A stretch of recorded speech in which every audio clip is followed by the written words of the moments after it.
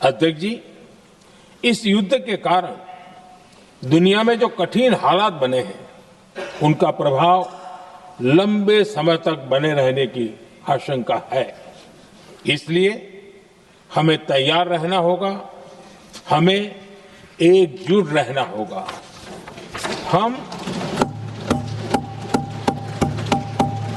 हम कोरोना के समय भी एकजुटता से ऐसी चुनौतियों का सामना कर चुके हैं। अब हमें फिर से उसी तरह तैयार रहने की आवश्यकता है। धीरज के साथ, संयम के साथ, शांत मन से हमें हर चुनौती का मुकाबला करना है।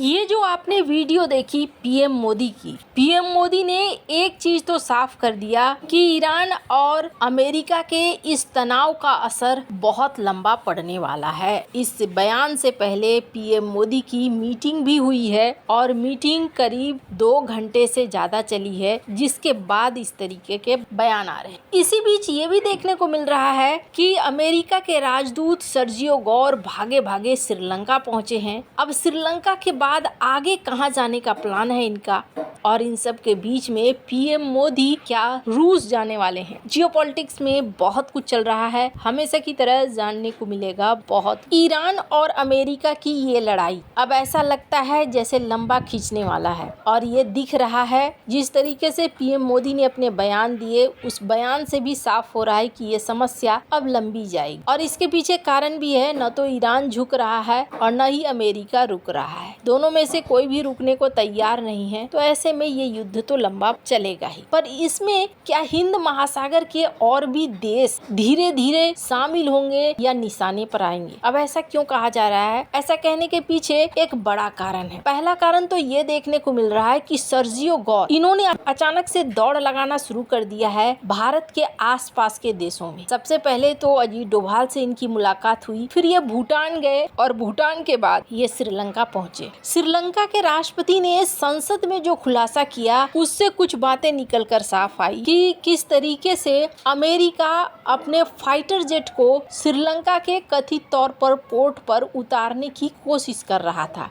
अमेरिका के इस फाइटर जेट को हामी नहीं भरी श्रीलंका। दूसरी तरफ कहा गया कि जब आयरिश डेना को तबाह किया गया अमेरिका के सबमरीन के द्वारा, तो फिर अमेरिका कह रहा था उनके 100 को ईरान मत जाने दो, लेकिन श्रीलंका ने उनकी बात नहीं सुनी, उनके 100 को ईरान भेजा। सिर्फ इतना ही नहीं, श्रीलंका की नौसेना ने बचाने का भी काम किया ईरानी सैनिकों को, जिसमें से 30 ईरानी सैनिकों को बचा लिया गया और बाकी के 100 निकालने में भी श्रीलंका ने मदद। अभी सर्जियो गौर की दौड़ वहां से श्रीलंका से कहा जा रहा है मालदीव, बांग्लादेश, पाकिस्तान, इन सारे देशों में हो सकता है। अब ऐसा क्यों है तो मैं आपको बता दूं, क्योंकि अमेरिका ने सर्जियो गौर को साउथ एशिया का राजदूत नियुक्त किया है। यानी यही वो अमेरिकन है जो इस पूरे इलाके में राजदूत का कार्यभार संभाल रहे। जब ये श्रीलंका पहुंचे तो ये श्रीलंका के पोर्ट तक गए और भी कई कथित तौर पर कमांड तक पहुंचे, यानी ये पूरी जानकारी रखना चाह रहे हैं। अब ये पाकिस्तान जाएंगे अगर, तो फिर क्या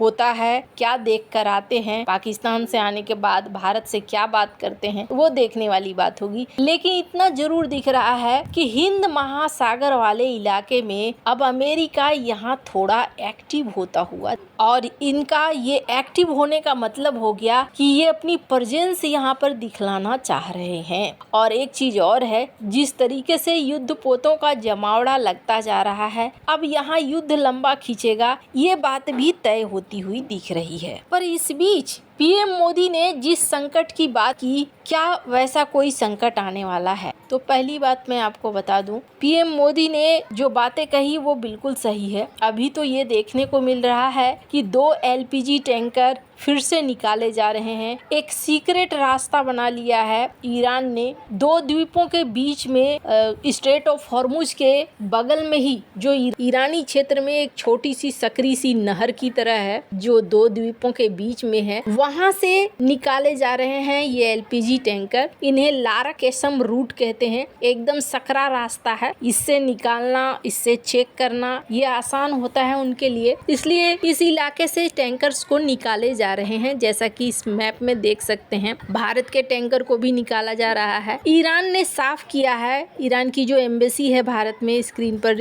इस ट्वीट को देखिए, जिसमें वो कहते हैं कि नहीं, हम कोई पैसे वैसे नहीं ले रहे हैं। बहुत सारी खबरों में ऐसा कहा जा रहा है कि $2 मिलियन ले रहे हैं हम हर जहाज के। ऐसी कोई बात नहीं है, हम ऐसा कुछ भी नहीं ले रहे हैं। तो अभी तो इस सीक्रेट रास्ते से भारत को पहुंच रहा है, लेकिन अगर ये युद्ध लंबा खिंचता है जिस तरीके से देखने को मिल रहा है, तो शायद ये मिलना बंद हो जाए। अभी अगर आप देखेंगे तो अमेरिका से भी LPG के टैंकर्स भारत पहुंचे हैं, इसके अलावा रूस से भी क्रूड ऑयल वगैरह भारत पहुंचे हैं। बहुत सारे जहाज इस वक्त भारत की तरफ दौड़ रहे हैं, लेकिन अगर परिस्थितियां खराब होती हैं तो शायद ये संभव न हो पाए। यही वजह है कि PM मोदी ने ऐसी बातें कही। खैर, अब इन सब के बीच में एक तरफ देखने को मिला कि भारत ने लगभग सबसे बात किया। GCC के देशों से लगातार PM मोदी की बातचीत हुई, UAE से, सऊदी, बहरीन, कुवैत, कतर, सभी से। इसके अलावे ईरान के राष्ट्रपति से भी PM मोदी ने बातचीत कर ली। और अब आई है बारी रूस और भारत के बीच में जो वार्षिक बैठक होता है, उस बैठक को लेकर बातचीत हुई। डॉक्टर एस जयशंकर और सर्गेई लावारोव के बीच में बातचीत हुई, जहां पर सर्गेई लावारोव ने कहा कि भारत हमारा स्ट्रेटेजिक पार्टनर है, लॉन्ग टर्म का पार्टनर है, और हम इनके साथ इसी तरीके से रिश्ते को आगे बढ़ाना चाहते हैं। जो मजबूत रिश्ता है आगे बढ़ेगा। डॉक्टर एस जयशंकर ने भी इस बात को साफ किया कि हम व्यापार व्यवसाय आगे बढ़ाएंगे। $100 बिलियन तक का हमारा टारगेट है और उस टारगेट की तरफ हम बढ़ रहे हैं, उस टारगेट को हम पूरा करेंगे। तो यहाँ वैसे तो बात हो रही है व्यवसाय की, लेकिन एक बात साफ है कि ये युद्ध बहुत कुछ बदलेगा। सर्गेई लावारोव ने एक बात की पुष्टि की और उन्होंने कहा कि इस साल PM मोदी आएंगे रूस। चूंकि हर साल एक वार्षिक बैठक होती है, कभी भारत के PM जाते हैं तो कभी रूस के राष्ट्रपति आते हैं। पिछली बार राष्ट्रपति पुतिन भारत आए थे और इनके आने की बहुत ज्यादा चर्चा भी हुई थी। अब इस बार PM मोदी जाएंगे। वैसे गौर जहां जहां जा रहे हैं, भारत का भी फोकस रह रहा है। भारत ध्यान दे रहा है कि अमेरिका इस क्षेत्र में क्या करना चाहता है। एक चीज तो साफ जरूर दिखनी शुरू हो गई है कि हिंद महासागर क्षेत्र में अपने प्रभाव को अमेरिका बढ़ाना चाहता है, और अगर अमेरिका प्रभाव को बढ़ाना चाहेगा तो धीरे धीरे फिर रूस भी इस क्षेत्र में आएगा। इसमें भी कोई दो राय नहीं। पहले भी ऐसा हुआ था जब रूस को आना पड़ा था इस इलाके में, और ऐसा एक बार फिर से होता हुआ दिख रहा है। अब जो जियोपॉलिटिकल सीन है, ये जियोपॉलिटिकल सीन बहुत आसान नहीं रहने वाला है, बहुत कॉम्प्लिकेटेड होने वाला है, क्योंकि चीन भी बैठकर यही देख रहा है कि कब तक कौन फंसा हुआ है। वैसे आपको क्या लगता है आने वाले समय में क्या हो सकता है? कमेंट कर अपनी राय जरूर बताएं। जल्द मिलते हैं अगले वीडियो में नई खबर के साथ।